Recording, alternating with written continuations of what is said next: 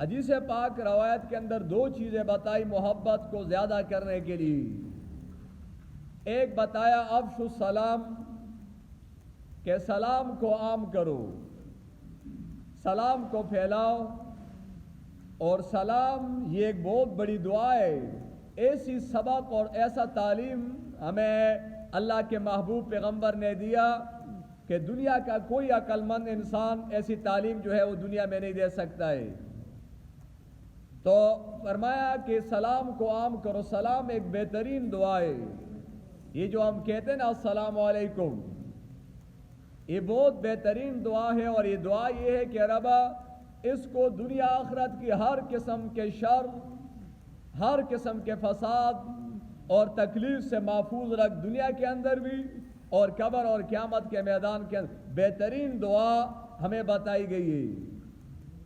اور ایک حدیث روایت میں آتا ہے، ایک آدمی آیا، اس نے سلام کیا السلام علیکم.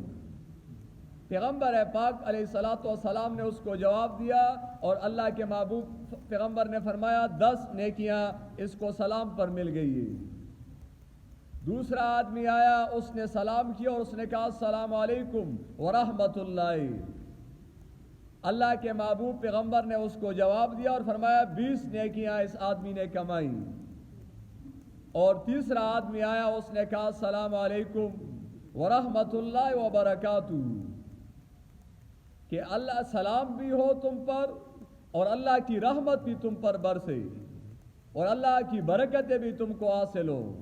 اللہ کے محبوب پیغمبر نے اس کو جواب دیا اور فرمایا اس نے 30 نیکیاں کمائی. ایک سلام پر محبتیں بھی بڑھ رہی ہیں اور انسان نیکیاں بھی کما رہا ہے.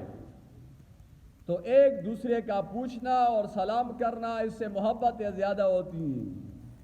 اور جب آدمی سلام چھوڑ دیتا ہے، کہتا ہے جی نہ میں تو مالدار ہوں، میرے پاس پیسہ آ گیا ہے اور یہ غریب لوگ ہیں، غریب پر کون سلام کرے گا، تو پھر محبت ختم. پیغمبر پاک صلی اللہ علیہ وسلم سے بڑی شخصیت اس زمین پر کون ہو سکتا ہے. اللہ کے محبوب پیغمبر فرماتے سلام کو عام کرو اور پھیلاؤ اس کو، خیریت ساتھیوں کی پوچھو. اور دوسرا فرمایا وَأَطْعِمُوا الطَّعَامَ، اپنی طاقت کے مطابق کھانا کھلاؤ، اس سے محبتیں پھیلتی ہیں. تو پہلے لوگوں میں سلام بھی بہت تھا، ایک دوسرے کی خیریت پوچھنا. اور دوسرا غریب لوگ ہوتے تھے، پورے گاؤں میں ایک آدمی کے گھر میں کنواں ہوتا پانی کے لیے، سارے گاؤں والے ادھر آتے تھے، وہ پانی لے کے جاتے تھے. محبت ایک حجرہ ہوتا تھا، ایک مقبرہ قبرستان، محبتیں زیادہ ہوتی تھی. وَأَطْعِمُوا الطَّعَامَ، گھر میں اگر کوئی چیز پکاتا تو وہ محلے میں بیچتے تھے، روٹی جو ہے وہ بیچتے تھے، مسجد سے طالب علم آتا تھا اس کو روٹی دیتے تھے. محبتیں زیادہ ہوتی تھی. اور آج جتنا کوئی مالدار ہو رہا ہے اتنا اپنا پیسہ وہ چھپا رہا ہے، الا من شاء اللہ. ہاں کچھ لوگ ہیں جو آج بھی اس حدیث پر عمل کرتے اپنی طاقت کے مطابق. اور خصوصاً پیغمبر پاک صلی اللہ علیہ وسلم فرماتے ہیں جب کسی گھر میں فوت ہو جائے اس وقت تو فرمایا کھانے کا بہت زیادہ اہتمام کرو ان کے لیے، کیونکہ ان پر غم آیا ہے. حضرت جعفر رضی اللہ تعالیٰ عنہ شہید ہو گئے. پیغمبر پاک صلی اللہ علیہ وسلم نے فرمایا اصنعوا لآل جعفر طعاما فإنه قد يشغل ما أتاهم. اللہ کے محبوب پیغمبر فرماتے ہیں کہ جعفر کے گھر والوں پر غم آیا ہوا ہے، ان کے گھر کے اندر فوتگی ہو گئی ہے. فرمایا اصنعوا لآل جعفر طعاما، ان کے لیے خوراک کا انتظام کرو. جس کے گھر پر غم آ گیا ہے ان کے لیے خوراک کا انتظام کر. اور ہمارے اس ملک میں اور خصوصاً ہمارے اس علاقہ چھچ کے اندر یہ حدیث سنانے والا بہت کم لوگ تھے، اس حدیث کے سنانے والے، کہ جس کے گھر میں فوتگی ہو گئی اللہ کے محبوب پیغمبر فرماتے ہیں ان کے لیے کھانے کا انتظام کر، کیونکہ ان پر غم، ان کا والد فوت ہوا ہے. والدہ فوت ہوئی، ان کی ہمشیرہ فوت ہوگی، ان پر غم آیا ہوا ہے، وہ اپنے لیے کھانے کا انتظام نہیں کر سکتے، تم انتظام کرو۔ لیکن یہ حدیث لوگوں نے چھپائی ہوئی تھی اور لوگوں کو یہ مسئلہ سکھایا تھا کہ گھر میں آپ کی والدہ فوت ہو گئی تو ساتھ دیگ بھی چڑھاؤ اور حلوہ کا انتظام کرو، نہیں تو یہ قبر میں جب آپ کی والدہ جائے گی تو بچھو سارے اس پر آئیں گے۔ لیکن جب مولویوں کو تم حلوہ کھلاؤ گے، گاؤں علاقے کے لوگوں کو حلوہ کھلاؤ گے، پھر کوئی بچھو قریب نہیں آئے گا۔ یہ غلط مسئلہ لوگوں نے بتایا تھا۔ اور چاول پکا، اس بیچارے کی والدہ فوت ہوئی اور وہ بازار میں بھاگ رہا ہے، چاول لے کے آ رہا ہے، حلوہ لے کے یہ کوئی خوشی کا گھر ہے؟ کوئی یہاں پر شادی لگی ہوئی ہے کہ تم کھانے کے لیے ادھر آ رہے ہو؟ اللہ کے محبوب پیغمبر نے اس سے منع کیا۔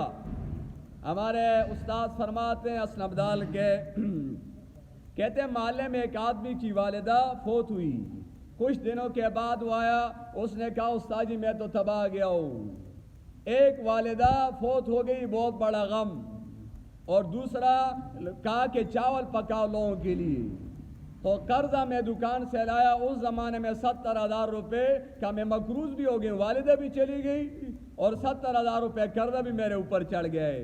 جو آدمی پیغمبر پاک صلی اللہ علیہ وسلم کی دین اور تعلیم کو چھوڑتا ہے اس کی دنیا بھی تباہ ہوتی ہے اور دین بھی تباہ ہوتا ہے۔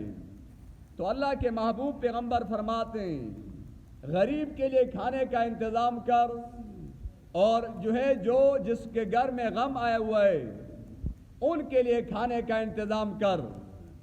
ہاں وہ غم دن گزر جائے، اس کے بعد اگر وہ خیرات کرنا چاہے، یہ مسئلہ پہلے بھی کئی مرتبہ بتایا ہے، یہ ہمارا حق بنتا ہے۔ صحیح مسئلہ ہم قرآن اور حدیث کے مطابق آپ کو انشاءاللہ بتائیں گے۔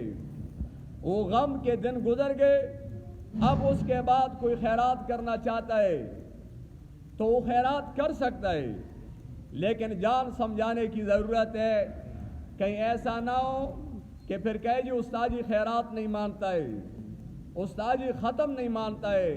خیرات کون نہیں مانتا ہے؟ خیرات میں تو چاول ہوتے ہیں اور چاول سے کون آدمی رک سکتا ہے؟ ہم خیرات بھی مانتے ہیں اور ختم بھی مانتے ہیں، لیکن امام الانبیاء محمد عربی صلی اللہ علیہ وسلم کے طریقے پر مانتے ہیں۔ پاکستانیوں کے طریقے پر نہ خیرات مانتے ہیں اور نہ ختم مانتے ہیں۔ جو ہندو طریقے چھوڑ کے گئے اس ملک میں اس طریقے کو ماننے کے لیے تیار نہیں ہے۔ اللہ کے محبوب امام الانبیاء محمد عربی صلی اللہ علیہ وسلم نے جو طریقے بتائے وہ مانتے ہیں۔ کوئی آدمی پورے علاقے کا خیرات کرنا چاہتے، ہم کہتے ہیں اللہ نے آپ کو مال دیا ہے، سب کو بولا بہت بڑا خیرات کرو، ہم کو بھی دعوت دو، ہم بھی آئیں گے۔ لیکن خیرات وہ دین کے مطابق ہو، قرآن حدیث کے مطابق ہو۔ ہمارے اس ملک میں جب آدمی فوت ہو جاتا ہے، پہلی جمعرات، دوسری جمعرات، تیسری جمعرات فلاں بھائی کر رہا ہے، چوتھی جمعرات فلاں آدمی کر رہا ہے اس کی طرف سے، اس کے بعد 40واں، پھر سال گزر جائے، پھر یہ طریقہ نہ قرآن کے اندر ہے اور نہ حدیث کے اندر ہے۔ کسی دن آپ خیرات کر سکتے، اس میں یہ نہیں ہے پہلی جمعرات دوسری جمعرات، ایسا کام کرنا چاہیے جس کی وجہ سے جو آدمی فوت ہو گیا اس کو ثواب پہنچے، اور اس طریقے پر ثواب پہنچے گا۔ یہ طریقہ امام الانبیاء محمد عربی صلی اللہ علیہ وسلم کا بتایا ہوا طریقہ ہے۔ ختم بھی ہم مانتے ہیں، آدمی قرآن پڑھے میت کے لیے اس کا ثواب، مکمل ثواب اس کو پہنچتا ہے قرآن کا، لیکن اس میں بھی میں نے پہلے بھی مسئلہ بتایا تھا، آج بھی بتاتے کہ ختم کا ثواب پہنچتا ہے، لیکن ختم پر آپ کھانا نہیں دو گے جنہوں نے ختم پڑھا ہے، کیونکہ انہوں نے ایک عبادت کا کام کیا ہے، ثواب کا کام کیا، اور عبادت پر کسی کو پیسے دینا اور کسی کو مال دینا، خوراک دینا یہ جائز نہیں ہے۔ اور میں نے وہ حدیث سنائی تھی، پیغمبر پاک صلی اللہ علیہ وسلم فرماتے ہیں اقرأوا القرآن ولا تاکلوا بہ۔ اللہ کے محبوب پیغمبر فرماتے ہیں اقرأوا القرآن، ساری زندگی قرآن پڑھتا رہے، لیکن ولا تاکلوا بہ، اللہ کی کتاب قرآن کا سودا نہ کر، قرآن پر خوراک نہ کھا۔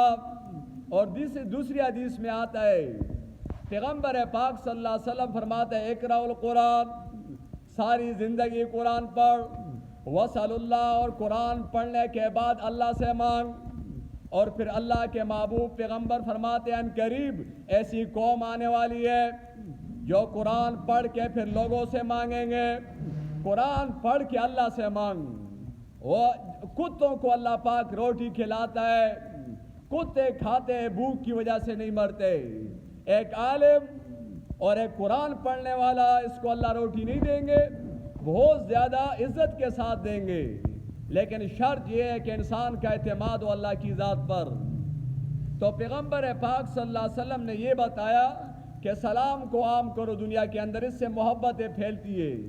کسی پر غم آ گیا، تعزیت کے لیے جاؤ ادھر، اس کو تسلی کے کلمات کہو کہ آپ پر یہ غم آیا ہوا ہے، اس غم میں ہم آپ کے ساتھ شریک ہیں، آپ اکیلے نہیں ہیں، یہ اللہ کا فیصلہ ہے، اس پر صبر کر. اور بہت بڑی تسلی ہوتی ہے. یہ طریقہ پیغمبر پاک صلی اللہ علیہ وسلم کا ہے، کسی مذہب میں طریقہ نہیں.